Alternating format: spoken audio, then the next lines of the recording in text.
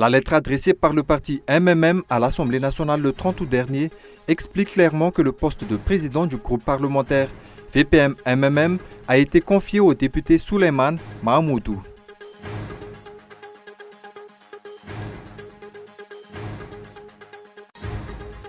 Émeute à Mampikoun.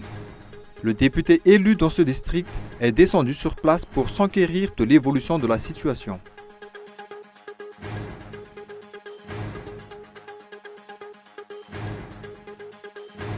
J-1, avant le D-Day aux États-Unis, Hillary Clinton et Donald Trump font un sprint final ce lundi pour convaincre les derniers indécis.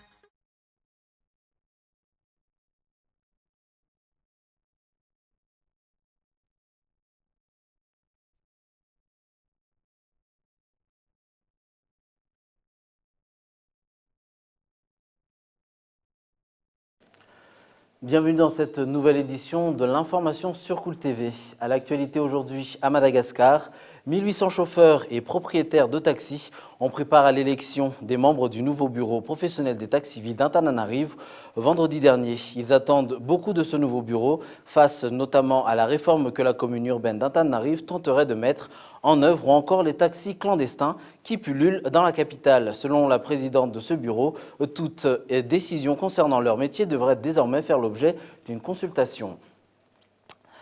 Sur un autre sujet, le procès des 7 personnes soupçonnées de trafic illicite de tortues aura lieu demain.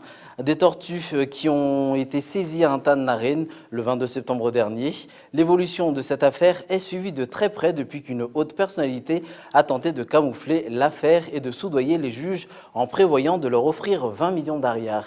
Notons qu'un tel trafic est passible d'une peine d'emprisonnement allant de 6 à 2 ans, assortie d'une amende allant de 10 à 50 millions d'ariars. Émeute à Mampikoun, le député élu dans ce district est descendu sur place pour s'enquérir de l'évolution de la situation. Ce dernier a démenti la déclaration du Premier ministre selon laquelle il y a une connotation politique derrière les événements de samedi. Il a aussi affirmé qu'aucune perte en vie humaine n'est à déplorer. Reportage de Zora Koutenidine. La tension a monté d'un cran à Mampikoun le week-end dernier. Samedi dernier en effet, aux environs de 14 h, plusieurs centaines de personnes en colère ont pris d'assaut la caserne de la gendarmerie dans cette localité. Ils ont réclamé la tête de 2 hommes suspectés d'avoir assassiné un médecin, mais n'ayant pas obtenu de réponse favorable, ils ont commencé par brûler des pneus, puis ont par la suite incendié des domiciles à l'intérieur de la caserne de la gendarmerie et des voitures appartenant aux forces de l'ordre. Ces dernières ont riposté par des tirs en l'air et en lançant des gaz lacrymogènes. Après la réunion des responsables des forces et des Soudabés, ou sages, le couvre-feu a été instauré à Mampikoun. Le Premier ministre a déclaré aujourd'hui qu'il y a une connotation politique derrière ces événements, une déclaration que le député élu à Mampikoun a immédiatement démenti. Cet élu a en effet mené des investigations sur place. Selon lui, le calme est revenu dans cette localité. La déclaration du Premier ministre n'est pas vraie que cette affaire est politisée. Nous dénions cela car jusqu'à maintenant, aucun politicien n'est venu ici.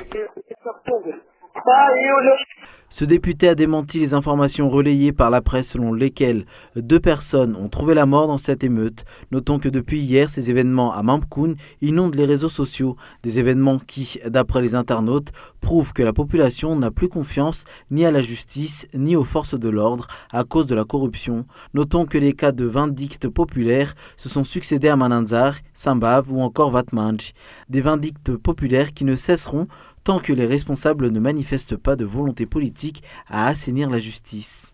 Le programme de formation dispensé par les instituts de formation paramédicale n'est pas le même pour les universités privées et publiques. Pourtant, le ministère de l'Enseignement supérieur et de la Recherche scientifique compte imposer un examen officiel unique.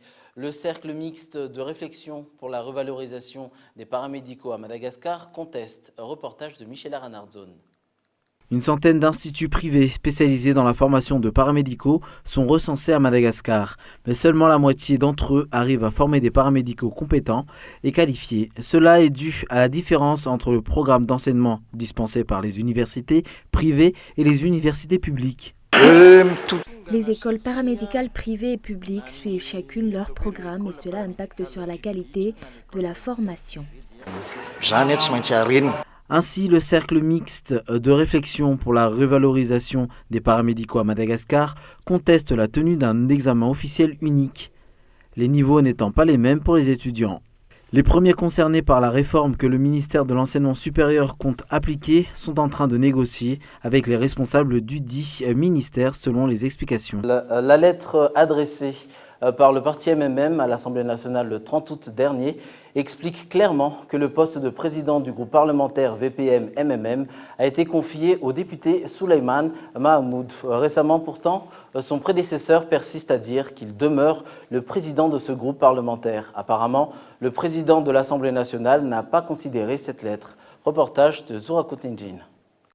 Le 30 août dernier, le parti Malagas Meramieng a envoyé une lettre au président de l'Assemblée nationale l'informant de la décision prise par ce parti concernant la nomination du nouveau président à la tête du groupe parlementaire Vundna Politika Miaradi Malagas Meramieng ou VPM-MMM. D'après cette lettre, c'est le député élu à Imbanz qui occupe depuis cette date le poste de président du groupe parlementaire VPM-MMM. Mais apparemment, le président de l'Assemblée nationale ne l'a pas considéré. Des règles internes régissent l'Assemblée nationale sur la mise en place des groupes parlementaires. Il y a cette lettre venant du président national du parti Malagas Meramieng. Nous allons en prendre compte afin de trouver une solution à ce sujet. Certains points sont à discuter puisqu'il existe plusieurs partis dans ce groupe parlementaire.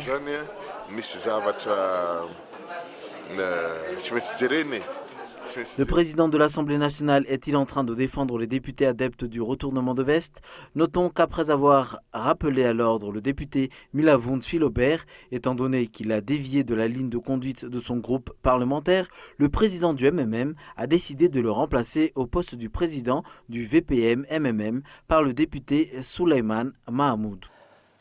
Sur le plan international, direction les États-Unis, J-1 avant les élections présidentielles. Les candidats continuent de battre le pavé sans relâche. Hillary Clinton se rend ce lundi en Pennsylvanie et dans le Michigan avant un tout dernier meeting en Caroline du Nord. Trump, lui, est attendu en Floride, en Caroline du Nord, en Pennsylvanie et dans le Michigan, autant d'États clés qui pourraient basculer dans un sens ou dans l'autre et qu'il faut encore convaincre. Le récit de France 24. Hillary Clinton, rayonnante. Aux côtés de LeBron James, la légende du basket américain, elle vient d'apprendre une bonne nouvelle. Le FBI vient d'annoncer qu'il ne relancerait pas l'enquête sur l'affaire des emails. Les soupçons sont levés. La candidate évite de réagir, ne pas brouiller le message d'espoir. Je suis vraiment prête à travailler pour vous. On va faire des choses ensemble. Il s'agit du futur qu'on va construire ensemble. Mais Donald Trump n'entend pas accepter les conclusions du FBI. Pour lui, la candidate est corrompue. Hillary Clinton fera l'objet d'une enquête pendant très longtemps. Pour tous ces crimes contre notre nation, notre peuple et notre démocratie.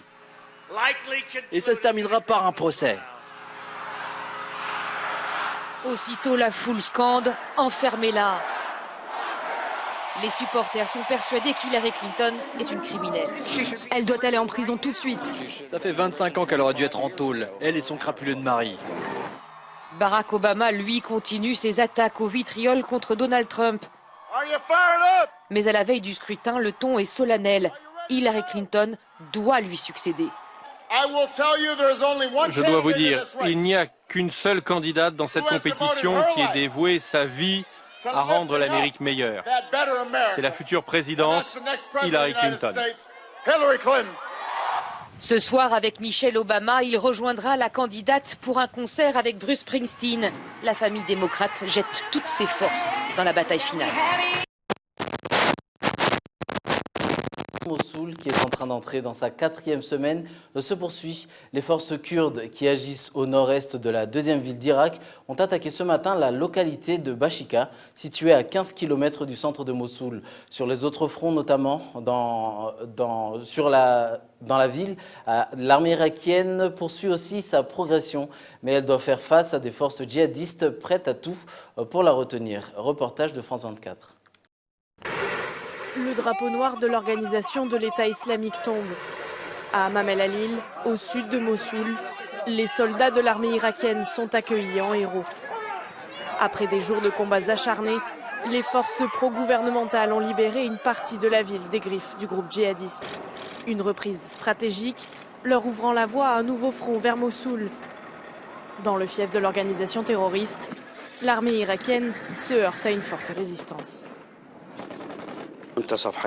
Nos combats se concentrent à présent sur un quartier résidentiel et les rues y sont très étroites. L'ennemi se déplace en petits groupes d'environ 3 personnes. Ils utilisent des tirs de mortier. Nous essayons de protéger les civils. À mesure qu'ils avancent dans les quartiers les plus densément peuplés de l'est de la ville, les soldats de l'armée irakienne ne peuvent plus compter sur les frappes aériennes, trop dangereuses pour les populations. Les responsables de la sécurité kurde ont mis en garde contre des pièges tendus par l'organisation djihadiste. Des centaines de civils sont utilisés comme boucliers humains. À Hammam el-Alil, ceux qui ont réussi à quitter la ville témoignent.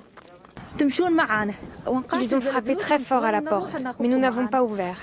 Ils disaient « On va combattre dans les maisons et vous resterez avec nous le temps que cela durera. Et on vous emmènera à Raqqa s'il le faut. » On n'est pas sortis et ils ont commencé à défoncer la porte. Sans l'aide de l'armée qui nous a fait sortir, on serait morts. Depuis le début de l'offensive le 17 octobre dernier, des dizaines de milliers de civils ont fui Mossoul. Mais les organisations humanitaires craignent que l'intensification des combats pousse plus d'1 million de personnes sur les routes. Je vous rappelle les points forts de cette édition. La lettre adressée par le parti MMM à l'Assemblée nationale le 30 août dernier explique clairement que le poste de président du groupe parlementaire VPM-MMM a été confié au député Souleymane Mahmoud. Et J-1 avant les élections présidentielles, les candidats continuent de battre le pavé sans relâche. Voilà qui referme notre journal ce soir. Notre prochain rendez-vous avec l'information en version française, c'est demain à 20h45 sur Cool TV. Bonne soirée, au revoir.